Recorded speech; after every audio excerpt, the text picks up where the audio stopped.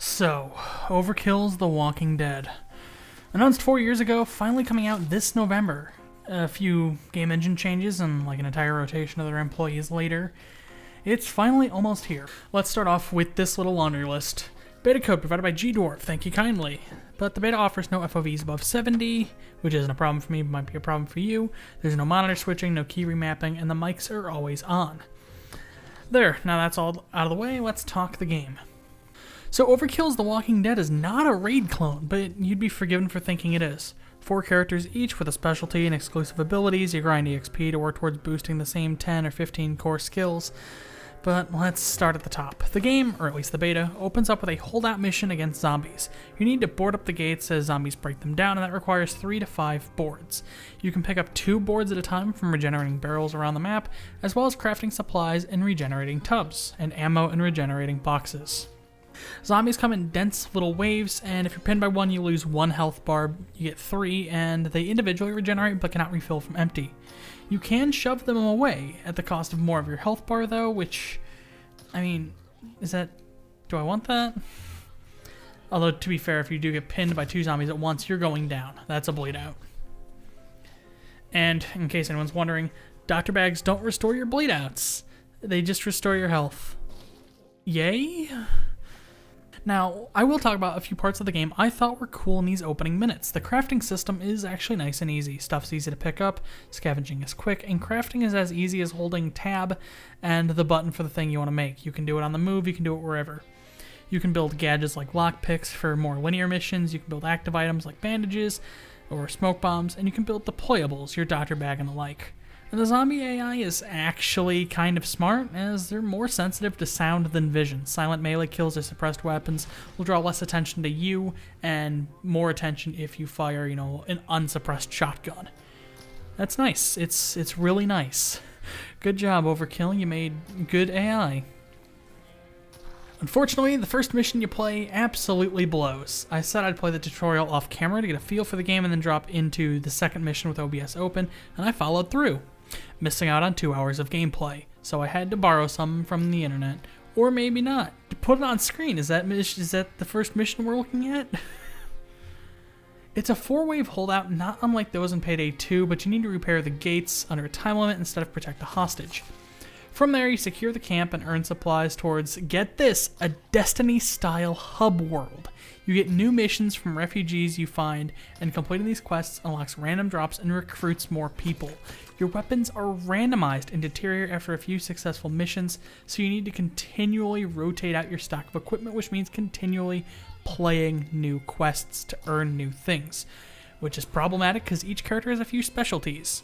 For instance, Maya is specialized towards SMGs and pistols, but Aiden has different qualifications. This makes keeping on-perk weapons in rotation difficult, meaning you'll be cycling through the different survivors if you want to stay on perk, which is then problematic because Maya is the only one that can craft bandages, which means you have fewer options for self-heal and thus die quicker as the other characters.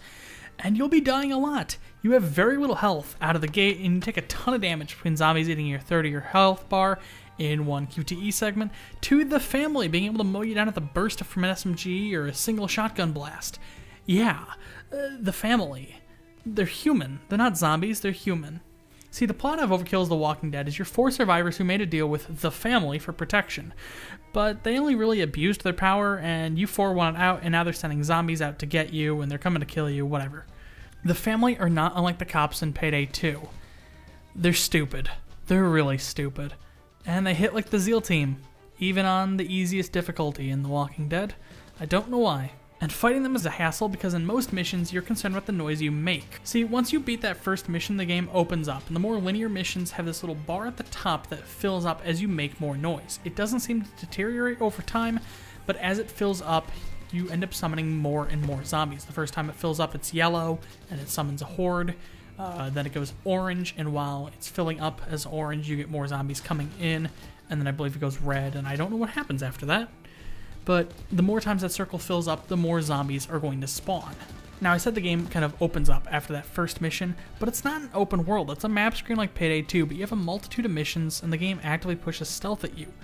And stealth plays like a weird hybrid of Fallout 4 and Raid World War II. See, enemies have a little circle above their head that fills up with suspicion, and then aggression, and small squads go in to investigate or get into a fight. Think of the quest system like this. Consider the mission in Fallout 4. You go to Concord and you go through the museum, and then you grab the power armor, you fight the Deathclaw, whatever. But you get the quest from Codsworth at Sanctuary Hills, you're teleported into Concord, you sneak your way through Concord into the museum, and then either sneak or fight your way through the raiders, you talk to the guy, you fight the Deathclaw, mission ends. It's a lot more broken up, and I feel like it's a lot more concise than an open world, and I'm glad they didn't do an open world. But it's still weird that it's a stealth-based game, and your options for stealth are suppressors that explode after a few shots, or really slow machete kills. The family typically have helmets and high-damage weapons. They can shoot through walls, and while one headshot usually sends them down, you're usually fighting 4 at once. And 2 of them will be voiced by Josh Len, and 2 of them will be voiced by Joseph Balderrama. Yeah, Sangrez and Bodhi are pretty much the only 2 flavors of voice work you'll encounter. Whether the guy you're fighting in the mob is white, African-American, Hispanic, doesn't matter. Bodhi or Sangrez. And I'm pretty sure at least a couple other generic lines are literally borrowed from Payday 2. It's surreal to be beaten up by Sangrez and Bodhi, I'll give you that. But yeah, they're way overpowered and hit like a bus speeding through an orphanage. Overkill really needs to tone them down. A lot. The whole game kind of plays like that, though. One mission is you recover a water purifier, and the street is infested with zombies the whole time. You can meander through a house, but then you have a backyard full of them. You can go through the back of the gate with wire cutters, but if you brought lockpicks or something else, you have to run through the crowd. And you just have to hope you hit an explosive trap that makes a ton of noise that draws that huge horde following you to it without catching you in the blast, so that way you can kind of take a moment, fight off the remaining zombies that were more interested in you, and get to working on objectives. Like putting 5 fuses in a generator, and you can only carry 1 at a time. So the next time you play it, you bring wire cutters, but you just need to pick a lock to get into a garage. Gotta find a way around. Through the crowd, probably. You might notice I played these matches in private lobbies.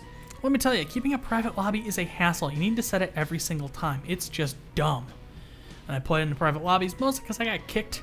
I don't know why, but also because microphones are just on by default, always. But you might notice I started treating the game a little differently. Truth be told, I kind of got back on my Fallout or We Happy Few rhythm, which is just really jarring when you remember it's an online PvE shooter. It's Payday the Heist hard plus like 5. And its pace is just so much slower.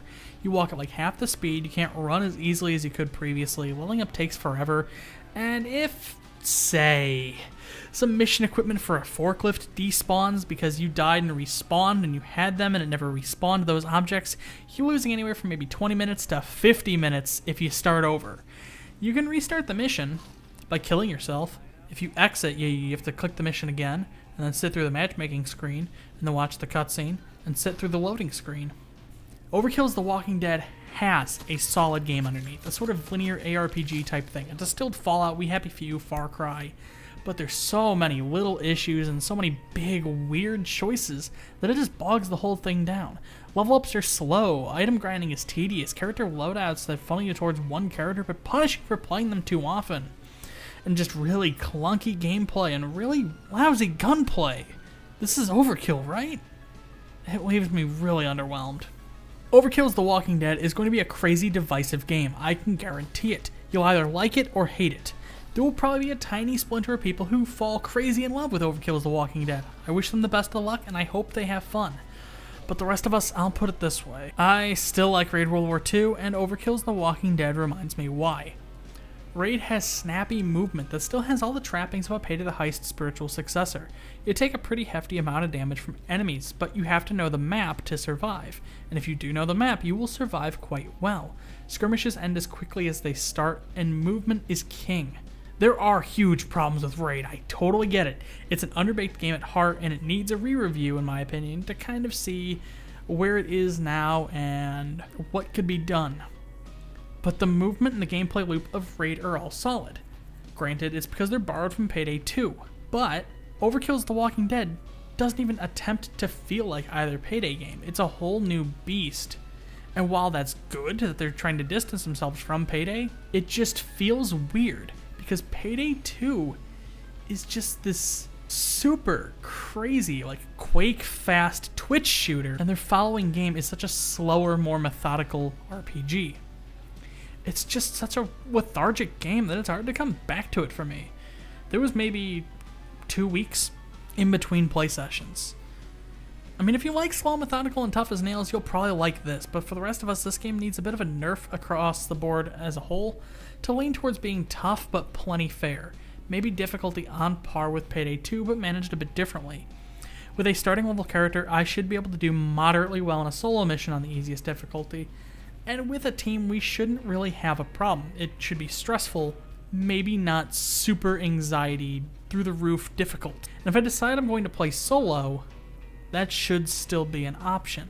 I mean, there's no bots, there's no like AI on your team, it's just you, which is kind of weird. And then, I mean, they do make the solo play easier. You respawn if you go down, but you still get 3 bleed outs. But I think, as a whole, Overkill's The Walking Dead could stand to be a bit easier all across the board.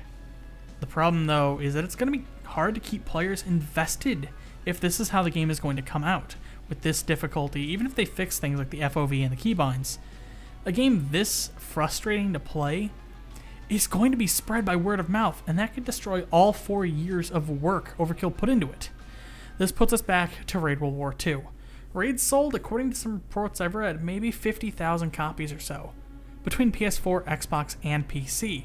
That's a financial failure for a game that cost $8 million, I can tell you that much. This led to Payday 3 entering pre-production sooner than anticipated, possibly slated for a 2020-2021 release. But if Overkill's The Walking Dead and Crime War fail, Overkill will have to churn out Payday 3 at a rapid pace to recoup their losses. That might put us at a 2019 release. But that might lead to more raid syndrome, as the game would likely come out buggy and half-baked, which would turn players off once again, which could bring Overkill crashing down. 10 Chambers, meanwhile, is having an absolute blast. GTFO was rated one of the best of E3, according to several nominations. It didn't win any awards for being best of E3, but it did win awards for being best of the cooperative games that were shown off, and it was nominated for a best of E3. There's plenty of promise in GTFO. I mean, it could still fail, yes, but it really seems like Ulf is in his prime at the moment. The game looks gorgeous, it looks fun to play. Overkill's The Walking Dead is a beautiful looking game, but GTFO's gunplay just looks quick, slick, and snappy. And on the whole, it seems they're emphasizing really snappy, high-speed action, which is very much in tune with Payday as of late. I mean, Payday 2 is a super flexible, quick-fast FPS RPG hybrid. It deserves a bit of accolade for what it's accomplished, and Ulf and 10 Chambers seem to be all in for more of that with a brand new flavor. Overkill, by comparison, is taking things slow. They're acting cautious, and it's seeping into their games. They hired a third party to make Crime War, and they're opting to make another zombie game like the dozens before it. And it doesn't really have much to set it itself apart other than brand recognition with The Walking Dead and brand recognition with Overkill. There's fun to be had in Overkill's The Walking Dead, but finding it is tough. I don't know, it's too close to call for Overkill. This game could go well, this game couldn't. I could see it going either way, but I don't think it's going to be the next big runaway success from Overkill. I hope that the rough patch they've hit kind of goes in their favor and it won't hurt Payday 3. As for GTFO, we still don't know much about it, not even a price or a release date, but I'll be sure to keep an eye out and hopefully get to play either a beta or the full release when it comes out and share my thoughts on that. Here's hoping for the best for 10 Chambers, and here's hoping for better days for Overkill. I really don't have a final verdict other than play it. Find a friend with the beta or the full release, or find a spare beta key. Don't buy it at $60 if you don't think you're going to like it. Just give it a whirl first. If a slower crafting survival game with a linear, objective-based, focused flair just sounds cool to you, you might like it. Pick it up. It's not for me, and I reckon it's not going to be for... It's not for me, and I reckon it's not going to share much overlap with Payday 2 fans. But I guess really only time can tell. Again, it's just too close to call.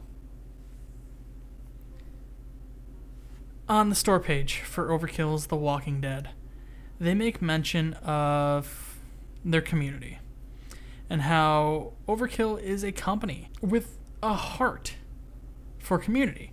Our passion is to create kick-ass cooperative action games together with our community. We set our own deadlines, production rules, and design our own pipeline. We live and die by our gameplay. This is worrying to read because this is the game that might kill Overkill. They might die by their gameplay. I hope they don't. But really, only time can tell. So I guess we'll see where Overkill's The Walking Dead is in a couple months. I guess we'll see where they are the start of 2019. Maybe we'll see where they are by the middle of 2019. And maybe we'll come back to this game, give it a re-review in a year. See where Overkill has been, what problems have been addressed, and where they're looking to take the game. If they drop this game, like Lion dropped Raid, then they are in dire straits, and I don't want that to happen.